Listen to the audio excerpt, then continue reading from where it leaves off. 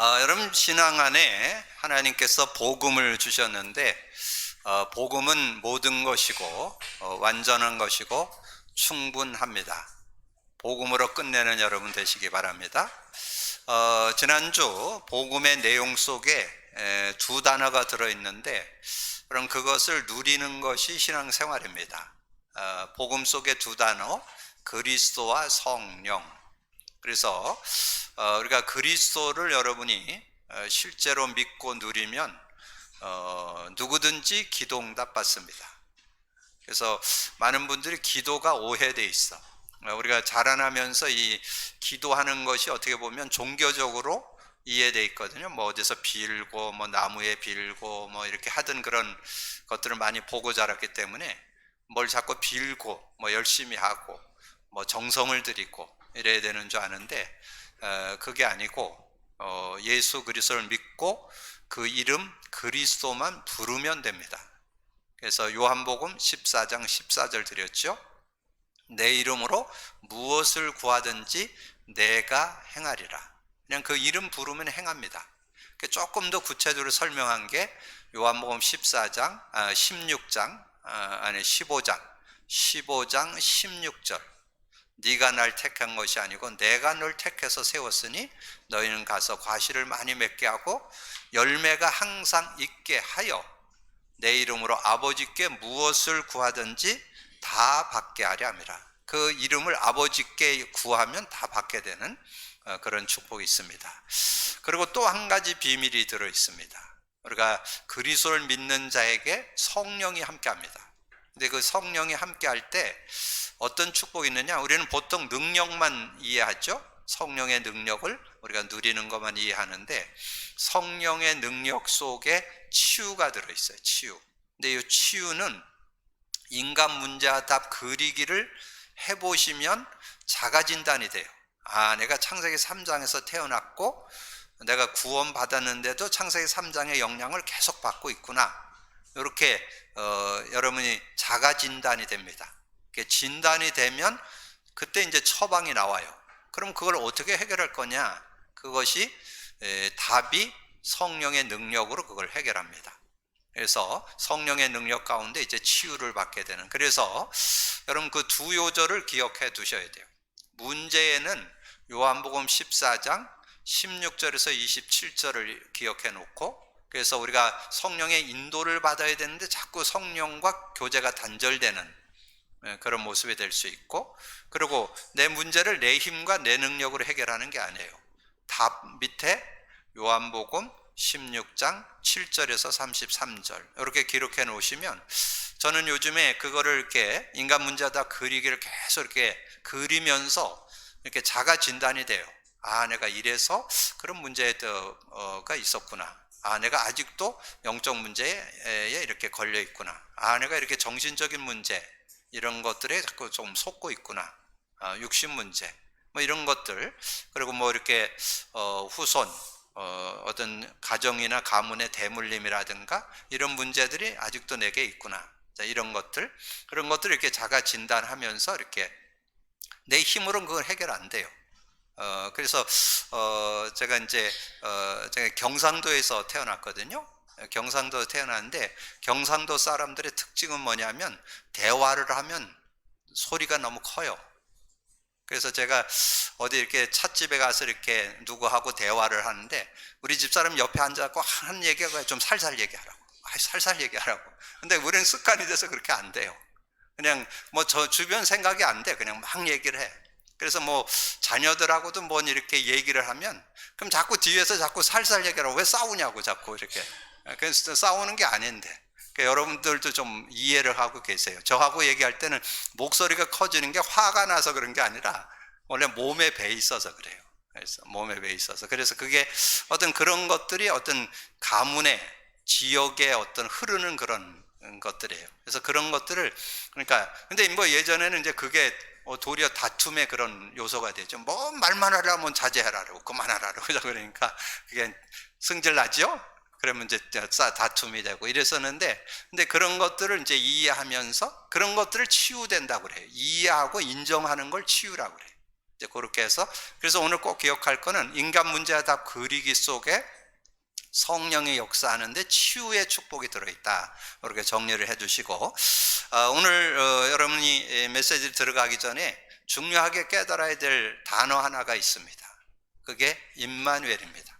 임마누엘에 대한 그런 내용을 여러분이 구약에서 특별히 요즘에 우리가 수요 메시지도 좀 나왔는데, 요셉이 승리했던 게 뭡니까? 요셉이 승리했던 게 임마누엘이죠. 창세기 39장 2절에 여호와께서 요셉과 함께 하심으로 그가 형통한 자가 되어, 그리고 감옥 갔어요.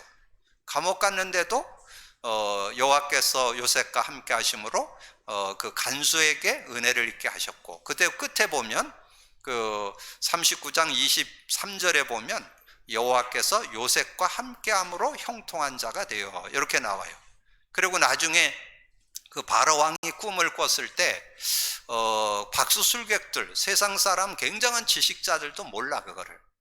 그래서 이제 결국은 이 왕이 얼마나 화가 났는지 그 박사술객들 다 잡아 죽이라 그럴 정도로 화가 났는데, 그때 이제 술 맡은 간원장이 요셉이 생각나서 그 요셉이 자기 꿈을 해석해서 자기가 복직하게 됐잖아요. 그래서 그 얘기를 하니까 당장 불러내라. 그래서 이제 요셉을 불러내서 이제 대화를 해보니까 요셉이 뭐 자기가 꾼 꿈을 얘기 안 해줬는데도 일사천리로 쫙 얘기하는 거, 뭔 꿈을 어떻게 꿨고 반복해서 꿨고 뭐 그거는 어떻게 되고, 그리고 7년 동안 그 내용은 7년 풍년이 드는 거고 나중 거는 7년 가뭄이 드는 거고, 그래서 그걸 어떻게 대처하고 이런 걸 쫙 설명을 하는 거예요. 그러니까 이 왕이 감동받아서 한 얘기가 41장 38절이에요. 이렇게 하나님의 영에 감동한 사람을 우리가 어찌 얻으리요? 그러면서 39절에 나와요. 명철과 지혜가 한이 없었더라. 너와 같이 이렇게 지혜와 명철이 있는 사람은 우리가 어찌 얻으리요? 이렇게 얘기하는 그런 내용이 나와요. 그만큼 이 성령 안에 그런 은혜가 있다는 거죠. 그래서 구약 시대에 이 임마누엘의 축복을 누린 사람이 승리했다. 그래서 구약 시대에 임마누엘의 축복이 어디에 나오느냐면 이사야 7장 14절에 나와요.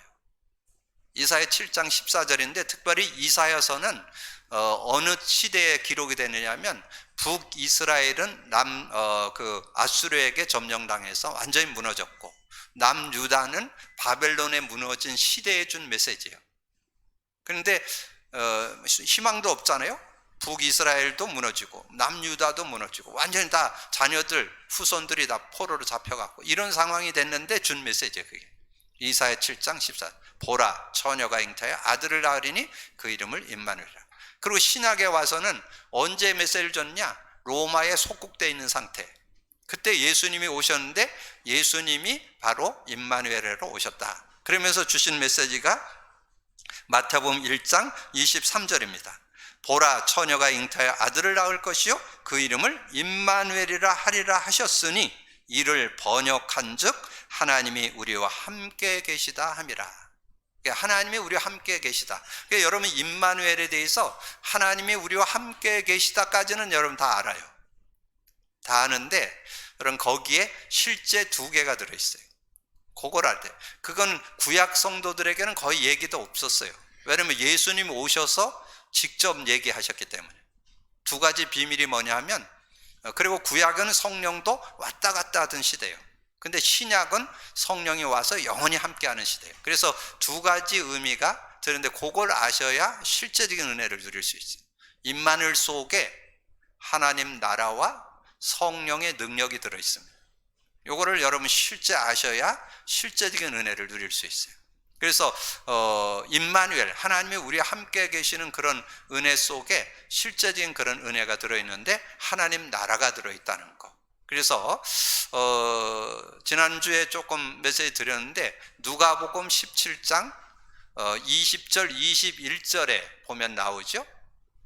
우리가 예수 믿을 때 성령 받는데 그것이 하나님 나라가 임한 것이다, 그렇게 말씀했잖아요. 그래서 그 바리새인들이 얼마나 성경 지식이 많은 사람들이에요. 그 사람이 얘기한 거예요. 하나님 나라 언제 임합니까? 그러니까 하나님 나라는 눈에 보이게 임하는 게 아니고 여기 있다 저기 있다 못하리니 너희 속에 있다. 예수 믿는 사람 속에 성령이 임했을 때 그게 하나님 나라가 임하는 거예요.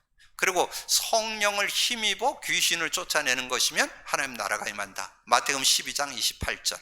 그래서 예수님이 처음서부터 하나님 나라, 때가 찼고 천국이 가까웠으니 하나님 나라가 임한다, 그 말씀해 주시고 마지막 메시지에서 40일 동안 하나님 나라를 설명했잖아요. 근데 여러분 주변에 임마누엘 속에 하나님 나라 있다고 아는 사람 거의 없을걸요? 그럼 그걸 바르게 알아야 실제 은혜를 누릴 수 있어요. 뭐 세상 사람들은 뭐 사단 존재조차도 모르고 있으니까 뭐 그렇다고 치고, 지금 신앙인들조차 이 사단에게 영향받는데 그거 해결하는 길, 딴 길이 없어요. 그리스도의 이름과 성령의 능력인데 성령의 능력으로 하나님 나라가 누려질 수 있다는 거, 이런 거 기억을 하시고, 두 번째는 이 성령의 능력이 그 안에 들어있어요. 그래서 거기에는 새 요절을 여러분 참고를 하셔서 실제 내 것이 돼 있어야 돼요. 자, 좀 전에 묵상할 때 읽었던 요한복음 14장 16, 17절 16, 17절에 내가 아버지께 구하겠으니 보혜사 성령을 줘서 너희와 영원히 함께 할 것이 그는 진리의 영이라. 세상은 능히 그를 받지 안 받아요. 성령을 받질 않아요. 알지 못하고 듣지 못하고 알지 못해. 근데 너는 알아. 너희와 함께 거하심이고 너희 속에 계시겠습니다. 그리고 두 번째 요절 요한복음 14장 26절 그 보혜사 곧 아버지께서 내 이름으로 보낼 성령, 그가 와서 모든 거 가르쳐주고 내가 내게 말한 모든 거 생각나게 하시리라. 모든 거 생각나게 하시는. 그래서 모든 거 가르침, 여러분 성령, 여러분 구원받은 저와 여러분 누구의 가르침을 받아야 되느냐? 보혜사, 보호하시고 은혜 주시고 가르쳐 주시는 성령님의 지도를 받는 거예요. 누구든지 어제 예수 믿었던 뭐 예수 믿고 10년 20년 됐던 어떻든 성령의 인도받는 게 신앙생활이야. 여러분 성령 인도받기를 주님의 축복합니다. 그게 요한복음 14장 26절이에요. 모든 것을 성령 인도받으면 돼요. 그러면 실제적인 은혜를 누려. 그리고 내가 내게 말한 모든 거 생각난다 그랬는데 말씀이 생각나는데 그냥 말씀이 생각나면 안 돼요. 그래서 여러분이 그리스도 고백 선포가 돼 있어서 그리스도의 의미가 내 것 돼 있어야 돼요. 그래야 말씀이 말씀될 수 있어요. 말씀의 은혜가 실제되고 그 은혜와 능력을 누리는 그런 축복이 돼요. 그래서 복음 관점으로 성경이 보여야 되고 복음 관점으로 메시지가 들려야 돼요. 그래야 이 말씀이 능력이 되어서 성취, 기도응답, 구원 역사를 이룰 수 있다. 마지막 한 절 요한복음 16장 24절 지금까지는 너희가 내 이름으로 구하지 않았으나 구하라 그러면 받으리니 너희 기쁨이 충만하리라. 누구든지 예수 그리스도를 믿는 사람들이 예수 이름을 부르면 성령이 역사하는 시간이에요. 이걸 꼭 기억하세요. 그래서 성령의 역사 속에 실제적인 은혜를 누리는 그런 삶이 되어질 수 있다. 그래서 오늘 메시지 들어가기 전에 임마누엘의 축복, 임마누엘의 축복이 너무 귀하기 때문에 교회 이름을 임마누엘로 한 교회들 많이 있죠. 한번 임마누엘 교회 성도한테 임마누엘 뜻 물어보세요. 그것도 어떻게 보면 재미있는 얘기잖아요. 임마누엘 교회 다니는데 임마누엘 교회 임마누엘 뜻이 뭐예요? 아마 그렇게 얘기할 거예요. 하나님이 우리 함께 계시다. 그렇게는 다 알고 있을 거예요. 그런데 하나님 나라와 성령의 실제 알고 있는 사람 많지 않을걸요? 특별히 성령까지는 알 수 있어요. 그런데 하나님 나라가 임한다는 거 아는 사람은 거의 없을 거예요. 그럼 실제적인 은혜를 못 누리는 거죠. 그래서 여러분이 오늘 임마누엘, 왜냐하면 오늘 내용이 임마누엘에 대한 그런 내용들을 배경으로 설명되어 있기 때문에 오늘 메시지를 정리해 드렸습니다. 그래서 임마누엘